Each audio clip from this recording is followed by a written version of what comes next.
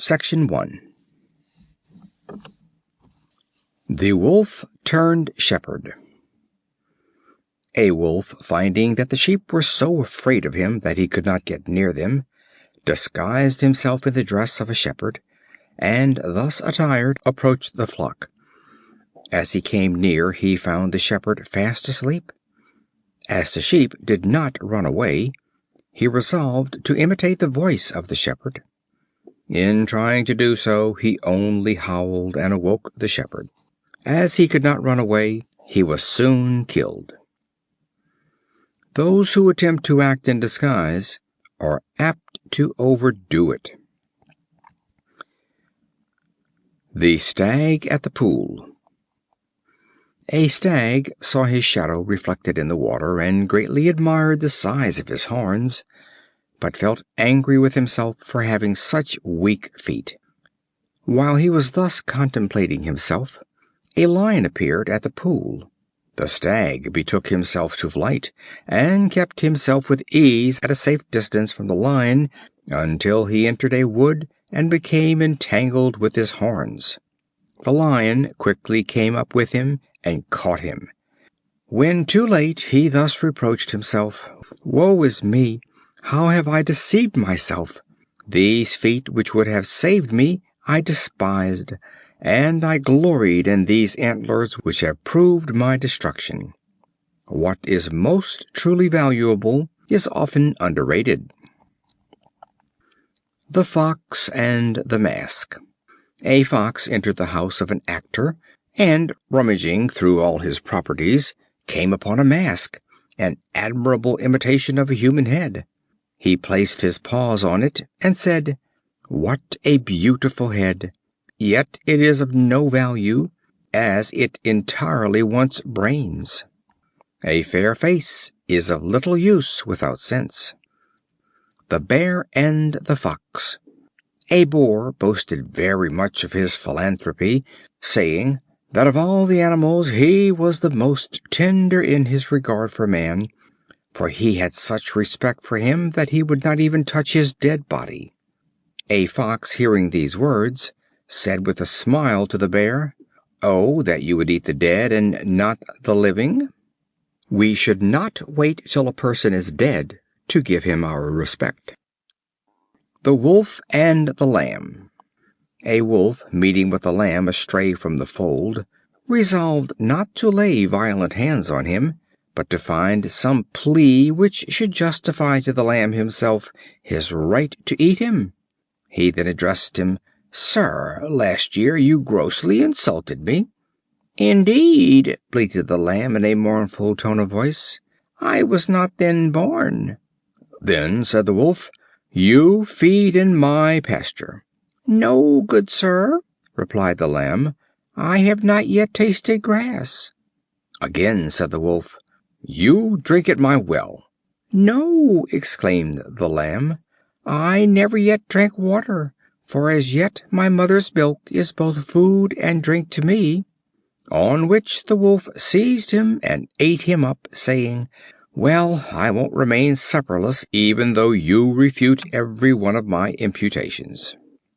The tyrant will always find a pretext for his tyranny, and it is useless for the innocent to try by reasoning to get justice, when the oppressor intends to be unjust.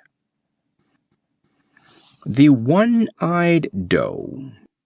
A Doe, blind of an eye, was accustomed to graze as near to the edge of the sea as she possibly could, to secure greater safety. She turned her eye toward the land, that she might perceive the approach of a hunter or hound, and her injured eye toward the sea, from which she entertained no anticipation of danger.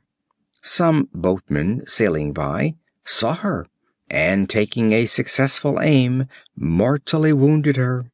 Said she: "Oh, wretched creature that I am, to take such precaution against the land, and after all to find this seashore, to which I had come for safety, so much more perilous." Danger sometimes comes from a source that is least suspected. The Dog, Cock, and Fox. A Dog and a Cock, traveling together, took shelter at night in a thick wood. The Cock perched himself on a high branch, while the Dog found a bed at the foot of the tree. When morning dawned, the Cock, as usual, crowed very loudly. A Fox, hearing the sound and wishing to make a breakfast on him, came and stood under the branches, saying how earnestly he desired to make the acquaintance of the owner of so sweet a voice. "If you will admit me," said he, "I should very much like to spend the day with you."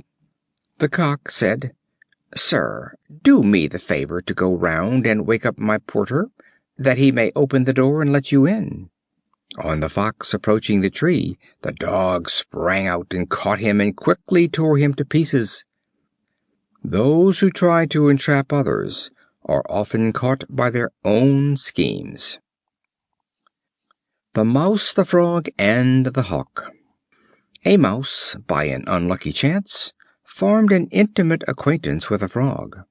The Frog, one day intent on mischief, bound the foot of the Mouse tightly to his own. Thus joined together, the Frog led his friend toward the pool in which he lived, until he reached the very brink, when suddenly jumping in, he dragged the Mouse in with him. The Frog enjoyed the water amazingly, and swam croaking about as if he had done a meritorious action. The unhappy Mouse was soon suffocated with the water, and his dead body floated about on the surface, tied to the foot of the Frog. A Hawk observed it, and pouncing upon it, carried it up aloft. The Frog, being still fastened to the leg of the Mouse, was also carried off a prisoner, and was eaten by the Hawk. Harm hatch, harm catch. The Dog and the Oyster. A Dog, used to eating eggs, saw an oyster, and opening his mouth to its widest extent, swallowed it down with the utmost relish, supposing it to be an egg. Soon afterwards, suffering great pain in his stomach, he said, "I deserve all this torment for my folly in thinking that everything round must be an egg. Who acts in haste repents at leisure."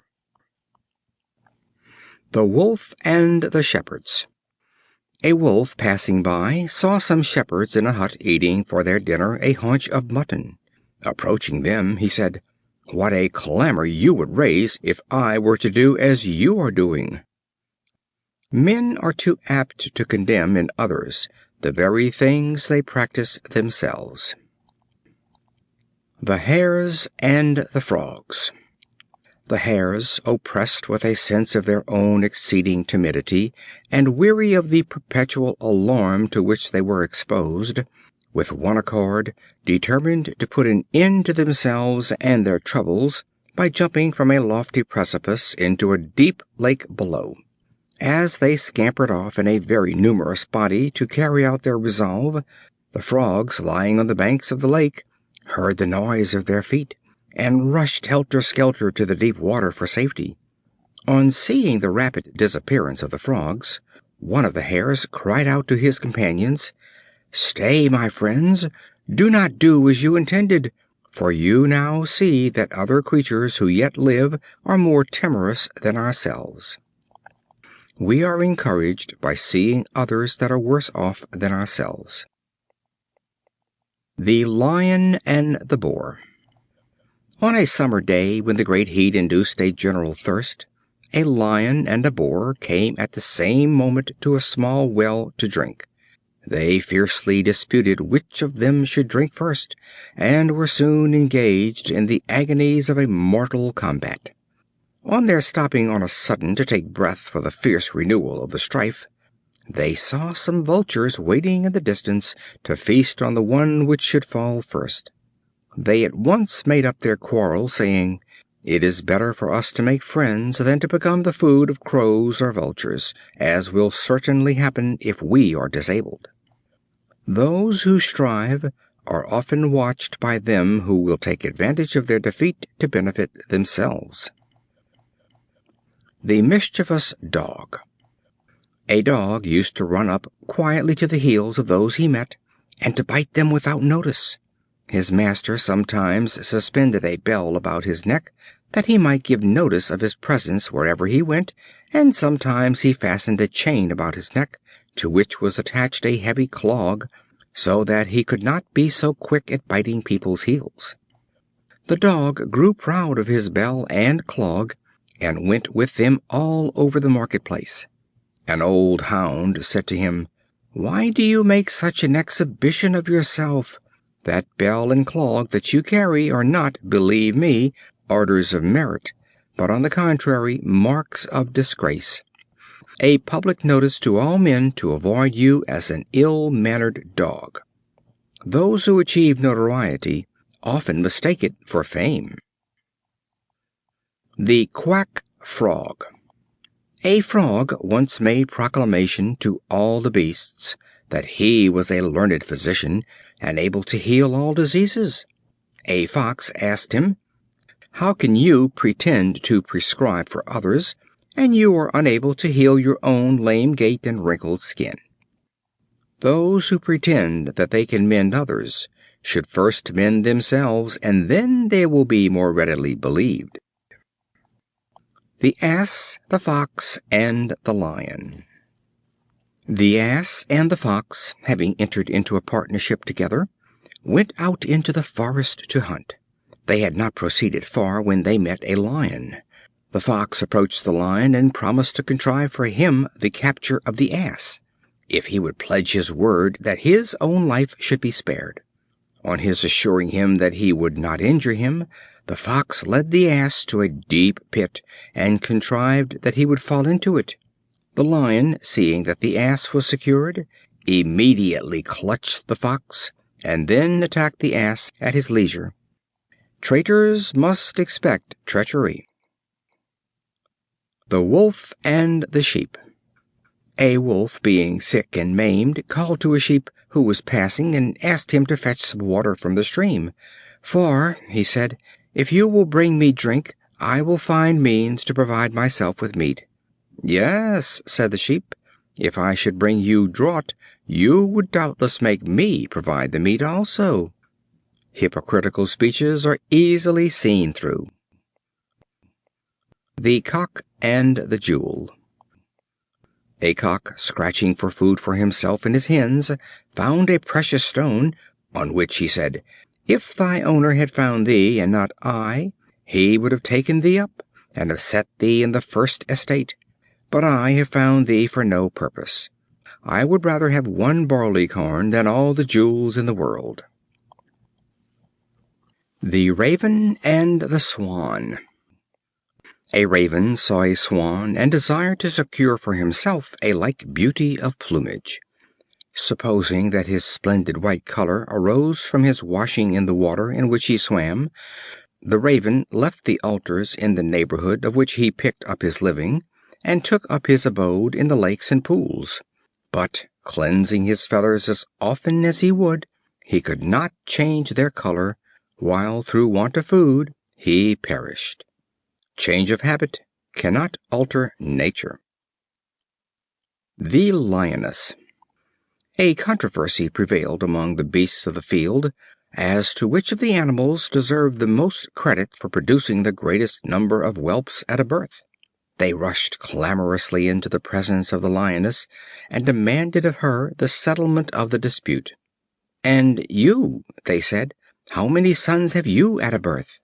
The Lioness laughed at them, and said, "Why, I have only one, but that one is altogether a thoroughbred lion." The value is in the worth, not in the number. End of Section 1.